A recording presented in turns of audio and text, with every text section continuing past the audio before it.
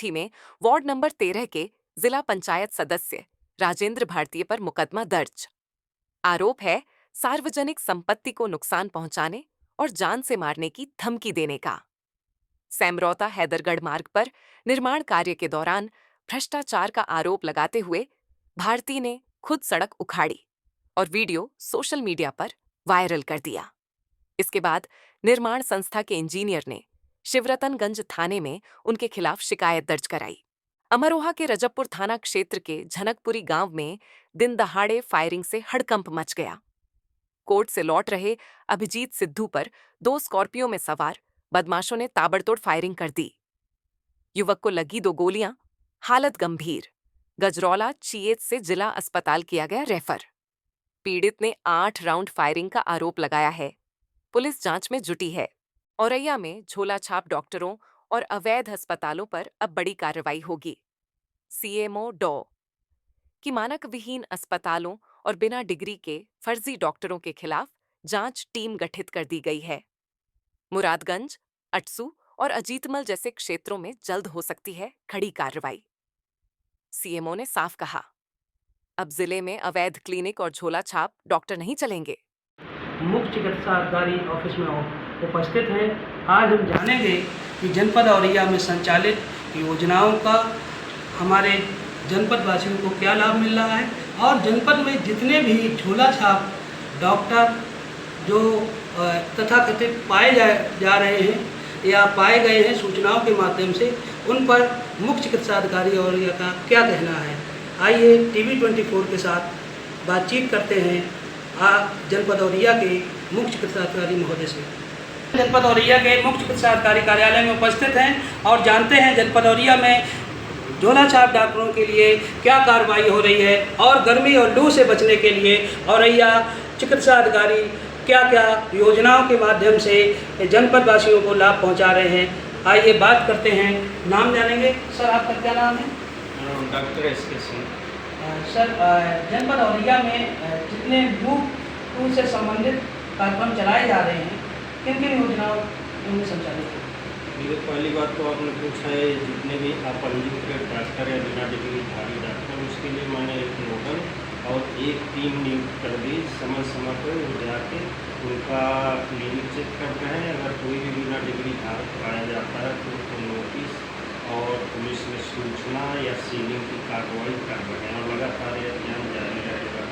दूसरा आपने पूछा गर्मी से निपटने के लिए आपको क्या, तो हमारी जितनी भी CSC और PSC है, CSC में हमने 5 से 6 बेड आरक्षित कर दिए हैं कि लू लगने वाले, और उनमें सारी व्यवस्थाएं, दवाओं की व्यवस्था है, ORS कार्नर बना दिए गए हैं तथा IC मटेरियल का प्रदर्शन किया गया है। हमारा जो 50 बेड जिला अस्पताल है उसमें भी बेड आरक्षित है और सारी तरह ये लू से निपटने के लिए सारी दवाइयाँ हमारे पास मौजूद हैं। और जनमानस को मेरी तरफ से यही सलाह है कि ज़्यादा धूप में, दोपहर के खासकर वक्त में जब कोई आवश्यक कार्य हो तभी आप निकलें। अगर निकलना पड़े तो सारे घंटे निकले, पानी पी बोतल अपने साथ रखें, पानी प्यास लगे तुरंत छाया में खड़े और अनावश्यक रूप से धूप में न जाएं।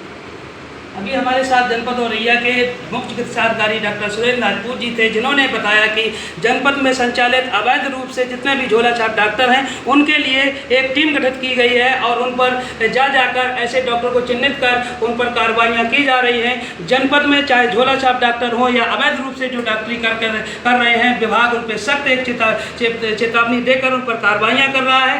आपको ये भी बताते चलें, अभी आपके सामने डॉक्टर मुख्य चिकित्सा अधिकारी जनपद औरैया ने बताया कि गर्मी जो एक 42 से 48 डिग्री सीमा तक पहुंच चुकी है, इसमें लू से बचने के लिए उपाय बताए और लू से बचने के लिए घर पर रहने, सुरक्षित रहने के लिए कहा गया और पानी अंगोछा डालकर निकलने के लिए कहा गया।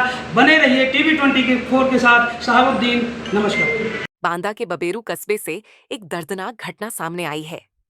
ओगासी रोड स्थित जमुनियापुरवा में 50 वर्षीय नंदराम आरख ने बबूल के पेड़ पर फांसी लगाकर आत्महत्या कर ली। शौच के बहाने घर से निकले नंदराम का शव देर शाम खेतों में पेड़ से लटका मिला। सूचना पर पहुंची पुलिस और फोरेंसिक टीम ने मौके की जांच की और शव को पोस्टमार्टम के लिए भेजा। फिलहाल पुलिस आत्महत्या के कारणों की जांच में जुटी है। बिजनौर में तेज आंधी और बारिश के कारण हावड़ा जम्मूतवी रेल मार्ग पर चंदक स्टेशन के पास पेड़ गिर गया।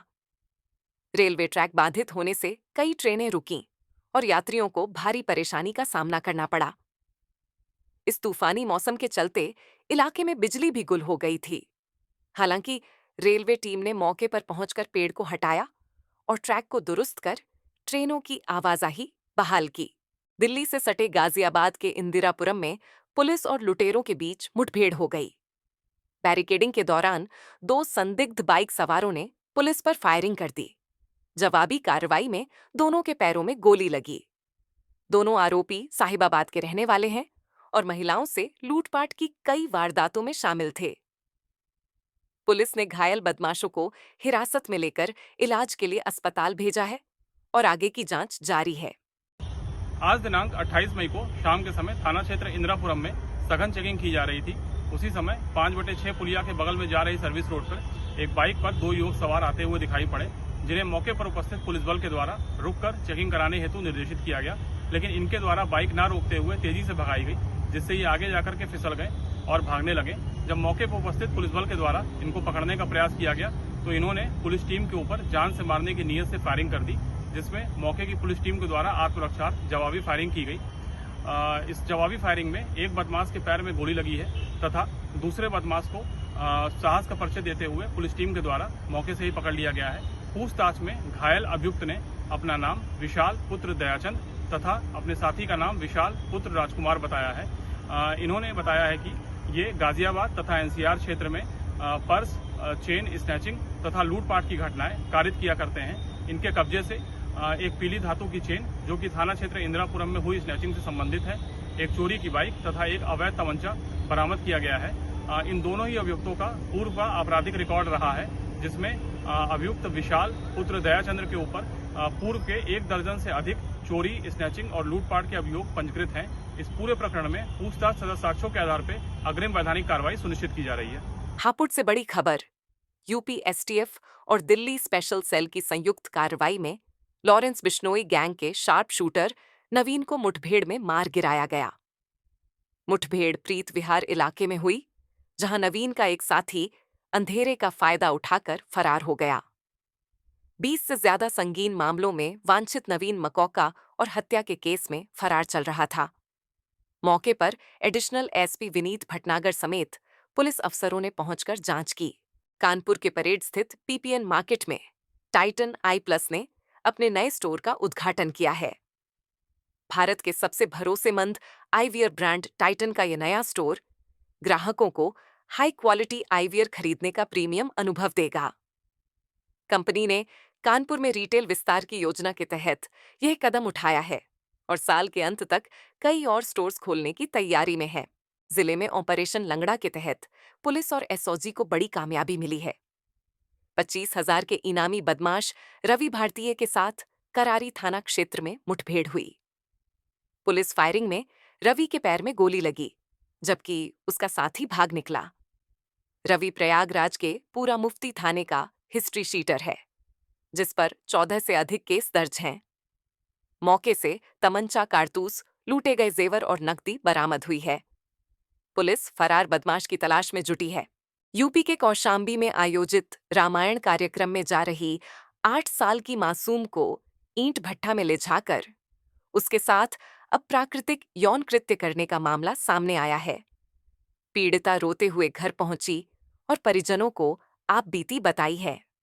मेरी बेटी छोटी सी 8 साल की है, उसके साथ बलात्कार किया गया। उसे भट्टे में ले जाकर रानू की बेटी ने, वो रामायण के लिए जा रहे थे, उसे जबरदस्ती पकड़ करके उसका छेड़खानी की। गाँव थाना सैनी में 8 साल की बच्ची के साथ गलत काम करने से संबंधित एक प्रार्थना पत्र प्राप्त हुआ था। इस प्रार्थना पत्र के आधार पर थाना सैनी में सुसंगत धाराओं में मुकदमा पंजीकृत कर लिया गया है। इसमें जो अभियुक्त है उसकी गिरफ्तारी के लिए टीम का गठन कर लिया गया है। मौके पर शांति व्यवस्था कायम है। जो विवेचनात्मक कार्रवाई प्रचलित है, जो तथ्य प्रकाश में आएंगे उसके आधार पर विधिक कार्रवाई की जाएगी। उत्तर प्रदेश में बढ़ते अपराधों को लेकर आम आदमी पार्टी के सांसद संजय सिंह ने योगी सरकार पर तीखा हमला बोला है। प्रेस वार्ता में उन्होंने आगरा की घटना का जिक्र करते हुए कहा कि 5 साल की मासूम से मंदिर में रेप के आरोपी को पुलिस ने पकड़ने के बाद थाने से छोड़ दिया और मेडिकल रिपोर्ट आने पर ही दोबारा गिरफ्तारी हुई। संजय सिंह ने अलीगढ़ की घटना का भी जिक्र किया, जहां 4 युवकों को गोमांस के शक में बीच सड़क पर पीटा गया। नौजवान के सर में 36-36 टांके लगे थे। मैं देख के आया कल अलीगढ़ में। शरीर पूरा लहूलुहान हो गया, पीटते रहे, मारते रहे। सुबह 9:15 बजे 112 नंबर की गाड़ी पुलिस की जा रही थी। उनमें से एक नौजवान चीख के भागा कि शायद पुलिस वाले हमारी मदद करेंगे। पुलिस वाले छोड़ के चले गए। फिर आधे घंटे के बाद आए, तब तक वहाँ 300-350 लोग इकट्ठा हो गए थे। सब मारपीट में लग गए थे।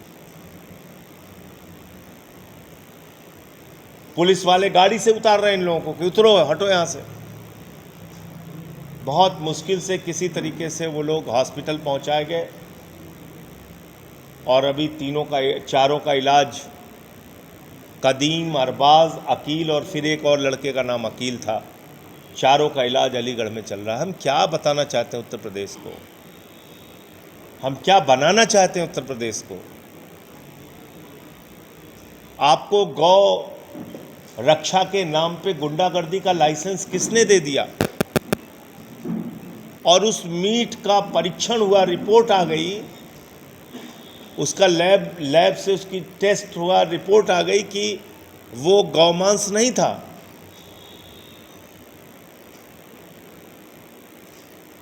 तो मुझे लगता है कि इस प्रकार से अगर गुंडागर्दी की पूरे प्रदेश में छूट दी जाएगी, और एक विष्णु शर्मा नाम के व्यक्ति को मेरठ में पीट दिया, यही गौरक्षा के नाम पे लोगों ने पकड़ के। लखनऊ के इंदिरा नहर में दिखाई दी डॉल्फिन और उसका बच्चा कई दिनों से चर्चा में रही। यह दुर्लभ झलक अब वन विभाग की देखरेख में है। कड़ी मशक्कत के बाद वन विभाग की टीम ने आज दोनों को सुरक्षित पकड़ लिया। जाल की मदद से इन्हें नहर से बाहर निकाला गया और संरक्षित किया गया। स्थानीय लोग डॉल्फिन की मौजूदगी से हैरान थे। अब दोनों को सुरक्षित स्थान पर ले जाया जा रहा है। मेदांता हॉस्पिटल, लखनऊ और IMI बहराइच के संयुक्त तत्वावधान में एक उच्च स्तरीय संगोष्ठी का आयोजन किया गया। कार्यक्रम में वरिष्ठ डॉक्टरों ने नवीनतम चिकित्सकीय तकनीकों और उपचार पद्धतियों पर चर्चा की। दिलीप दुबे ने क्रिटिकल केयर एक्सप्लोरेशंस पर व्याख्यान दिया। वहीं डॉ. संदीप वर्मा ने लेप्रोस्कोपी सर्जरी की भूमिका पर प्रकाश डाला।